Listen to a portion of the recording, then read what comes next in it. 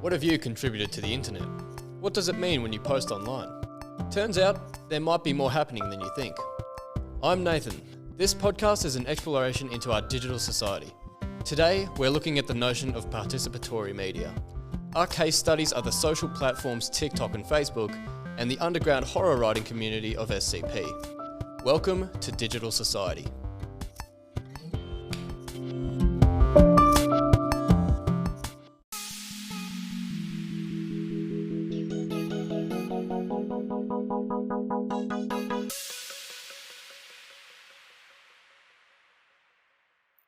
Hi and welcome, I'm Bianca and I'm going to be discussing the role of participation in the media and what this means for our digital society. Participation theory, as described by Clay Shirky, is the simple act of creating something with others in mind and then sharing it with them. The technological world seems to be moving in a participatory direction, having more users act in a way they feel involved and connected to the content. The emergence of social media and Web 2.0 is bringing power to shape culture back in our hands, and who wouldn't want this control over content we all see and interact with? As the media develops, so does the understanding of the producing of content by these users. Bruns describes this as a producer, a correlation of producer and user of content. This name explains just how participation and the media coincides and the connection to producing and using different variations of content. This represents an echo of that older model of culture and technology described by Shirky and uses an idealization of participating and creating in these social spaces by non-professional media makers. Now on to discussing examples of this theory of participation, and social media is a big one. Social media platforms offer the ultimate act of participation to its users. Posting, sharing, liking, commenting all involves active participation in what you guys want to see and interact with. Instagram is a huge platform that is a sole demonstration of user participation. It enables its users to participate in the creation of content. And how many of us listening actively use social media? I reckon it's a fair few of us. This just demonstrates the calibre of how effective allowing user participation is for the success of, say, a business, organisation or platform. We as users want our voices to be heard in relation to products or services that we buy, use or affect us. Social media is an entity and is so active in our day-to-day lives, and this just reflects the amount of time and use we spend scrolling or posting. The mere act of scrolling makes us a producer. We like something and then Instagram shows us more of it. This social media participation is why we engage in this platform. Now let's discuss the effects in digital society. In relation to the effects in digital society, Henry Jenkins points out that while it matters what tools are available to a culture, it matters more what that culture chooses to do with those tools. In order for participatory media to matter, they must be used for active participation. The positives of participation in the digital society are the connections it makes between producer and user, or business and consumer. This connection develops a sense of community with its users, us. A benefit for businesses also means that they get a deeper understanding of what we, the users, are after, a heightened knowledge of consumers. This is a valued tool for, say, a business that is striving to know that if their audience is engaging with them in either a positive or negative manner. And consumers love to give their opinions and be heard in relation to what they're engaging with. However, with this active participation comes some disadvantage as well, as the increased ability to create your own content makes this more and more difficult for professionals to keep up in a digital society that strives to create their own content and brand.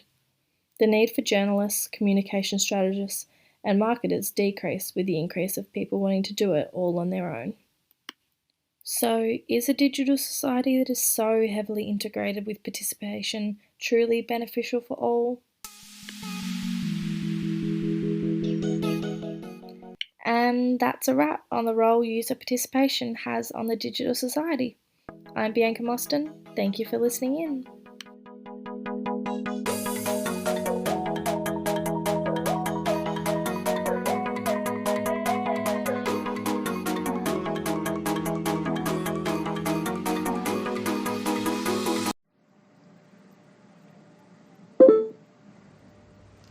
Hello, listeners. This segment, I will be discussing the participatory media, particularly Facebook, and its conception to what we have today. A little about me. My name is Charlie, I'm 19, blonde, and stand at a skyscraping 5'6"-ish. Don't quote me on that. It's just a rough estimate. I've recently begun my second year in communications course at Charles Sturt University, Bathurst. A little about Facebook. It was founded in 2004 by Mark Zuckerberg, Eduardo Saverin, Dustin Moskovitz, and Chris Hughes, all of whom were students at Harvard University. With nearly 3 billion users as of 2021, and about half that number using Facebook every day, we look into the story of Facebook's conception leading to where it is presently. While Mark Zuckerberg was studying at psychology at Harvard University, a keen computer programmer, he had already developed a number of social networking websites for fellow students, including CourseMatch, which allowed users to view people taking their degree, and FaceMatch, where you could rate people's attractiveness. In February 2007, Mark Zuckerberg launched The Facebook, as it was originally known. Within 24 hours, 1,200 Harvard students had signed up, and after 1 month, over half of the undergraduate population had a profile. The network was promptly extended to other Boston universities, the Ivy League, and eventually all US universities. It became Facebook.com in August 2005 after the address was purchased for $200,000. US high schools could sign up from September 2005, then it began to spread worldwide. The network further expanded to universities in the United Kingdom, New Zealand, Australia, and several other parts of the world that could now register. Also, employees of top companies such as Microsoft and Apple became eligible to register. In September 2006, the social media network users skyrocketed to several million. The company introduced the Group Pages feature in 2007, allowing companies to attract prospects and close multiple deals without leaving the website. Over 100,000 business pages were registered in the beta testing stage. By February 2011, the social media platform became the largest online photo directory, surpassing even Pixable, expected to have 1 billion photos before the summer of 2011. In 2012, Facebook users sued Facebook for $15 billion for tracking them while they were logged out via cookies and plugins. The issue was said to date back as early as December 2009. The lawsuit combined 21 cases across the United States from 2011 to early 2012. The lawsuit was dismissed in 2017 as the prosecutors failed to show how they had a reasonable expectation of privacy or how they had suffered economic harm, but was later revived in 2020 by a federal court's appeal, which claimed that there was economic harm involved. Facebook tried to get the Supreme Court involved but failed. On February 14, 2022, Facebook agreed to pay $90 million to settle the lawsuit, which would be distributed across affected users. Meta's products and services include Facebook, Instagram, WhatsApp, Messenger, and Quest 2. It has acquired Reality Labs, Mapillary, Control Labs, Customer, and has a 9.99% stake in Geo Platforms. In 2021, the company generated 97.5% of its revenue from the sale of advertising. On October 28, 2021, the parent company of Facebook changed its name from Facebook Inc.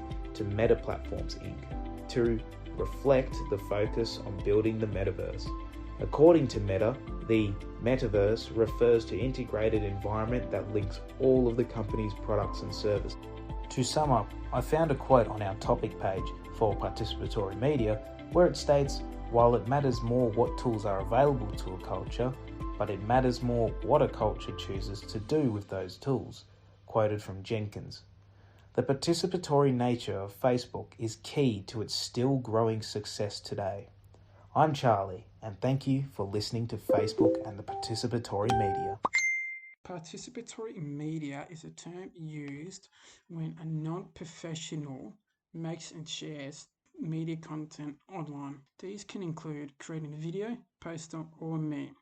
As well as this, people can also participate on media platforms like Facebook, Twitter, YouTube, for example, just by liking, commenting or sharing the content with their friends and family. Whereas now people can participate with one another through these internet platforms and create a culture with one another in their subgroups. People before that had to create local gatherings and events so they can create a culture with one another and participate. TikTok is a very unique media platform. TikTok allows the user to share videos or create videos, and as well as to create memes, share memes as well. They can also create a live stream to interact with their audience or fan base, and as well as to interact with the host of the video. TikTok is a very unique application that can shape people's identity. This is because TikTok allows the user to tailor the application towards their views. This is also an algorithm. TikTok can also help the user find what community they fit best in. This is what makes TikTok very participatory, as it helps people interact with one another a lot more. As well as this, TikTok is both a producer and user. This means that the user of the application of TikTok can create a video for everyone to see, and as well as view the videos people have made for the whole world to see. This can also be a negative impact on TikTok.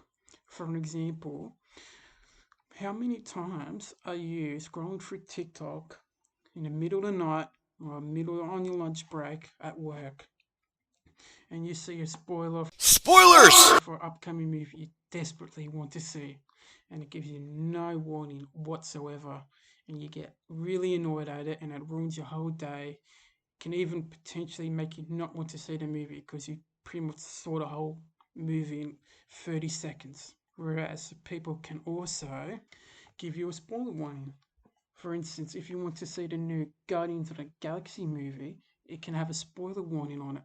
So you can have 5 seconds to quickly save it if you choose, or just skip the video and move on to the next one. Whereas if you compare that to a different TikTok community and culture, you can potentially see different aspects. For instance, if you love cooking, you can see a nice meal of a lobster you desperately want to try, and it tells you exactly how to make it and roughly what cost it is, depending on what country the creator is in or what country the user is in. It can be vastly different. This is why TikTok is under the umbrella of the participatory media, is because it lets the user control their own narrative. It lets them see what they want to see, and it lets them create anything their creative minds can create, as long as it follows TikTok's rules and guidelines. And as well as that, people can create their own independent culture on TikTok, such as the movie buffs, or the foodies, or the gamers. You name it, there is a culture for anyone on TikTok. They just have to find it. Moving on from Facebook and TikTok, we shift our focus to a more underground form of participatory media. On the popular internet image forum 4chan in 2007, an anonymous user posted a mysterious image to the Paranormal board. The image depicted a strange statue of crude features, comprised of concrete, rebar and spray paint. The statue was turned towards the wall of a dirty room, with its head tilted slightly towards the user. The image was titled SCP-173, which was captioned with a long description of the sculpture. This was the origin of the SCP Foundation, which stands as one of the greatest cases of participatory media created by users of the internet. So what exactly is the SCP Foundation? Upon stumbling across the website, one would think they have accidentally logged into a government archive. There are thousands of entries, neatly organised into groups called series, with each item being catalogued under the letters SCP and a number. Clicking on any one of these presents the user with a case of some sort of phenomena or anomaly, usually something horrifying. Unlike most horror writing, however, SCP articles present themselves in a very certain way. Each item is assigned their number and an object class. The SCP in each article stands for Special Containment Procedures, which details how each anomaly is to be held within specialized facilities. This is followed by their description, which details in a clinical and analytical sense what the anomaly is. A photo may accompany the item, which rather than depicting the specimen in any artistic way, instead shows purposefully mysterious images captured with shoddy cameras as if taken by an amateur witness. To demonstrate this unique writing style, I am going to read an excerpt from the SCP-173 entry, as if I was a scientist working at the facility itself.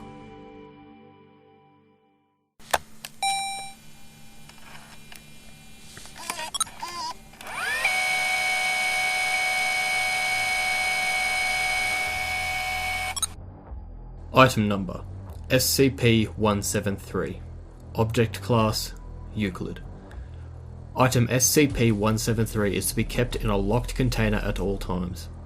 When personnel must enter SCP-173's container, no fewer than 3 may enter at any time, and the door is to be re-locked behind them. At all times, 2 persons must maintain direct eye contact with SCP-173 until all personnel have vacated and re-locked the container. SCP-173 is animate and extremely hostile. However, it cannot move while within direct line of sight. Anyone who breaks line of sight with SCP-173 are immediately killed, either by strangulation or snapping at the base of the neck. This unique form of writing and presentation has allowed for a very niche style of fiction to flourish. Users who read the original SCP-173 article in 2007 were inspired by the fascinating story told through this particular lens. Several readers went on to write their own articles in a similar fashion, which was the genesis of the SCP Foundation, standing for Secure, Contain, Protect. Since that time, thousands of people have contributed to the website, which was created to accommodate the rapidly growing articles. What was once a very niche form of storytelling has become a wildly popular and engaging universe filled with horrors and monsters created by the internet, stored by the morally ambiguous SCP Foundation.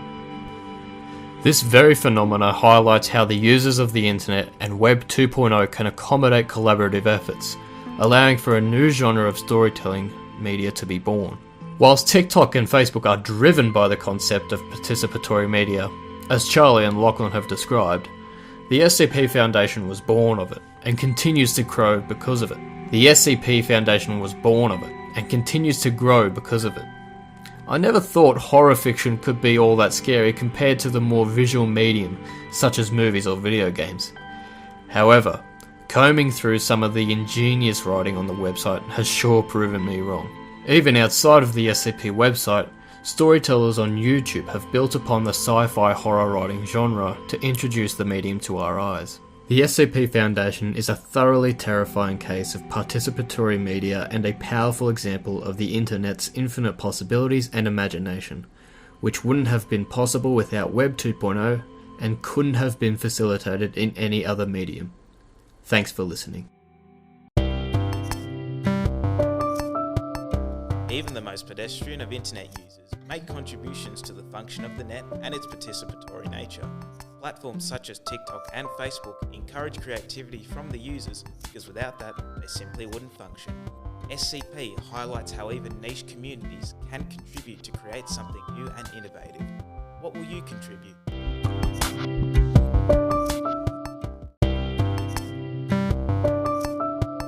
Thank you for listening to this episode of Digital Society, a student podcast from Charles Sturt University.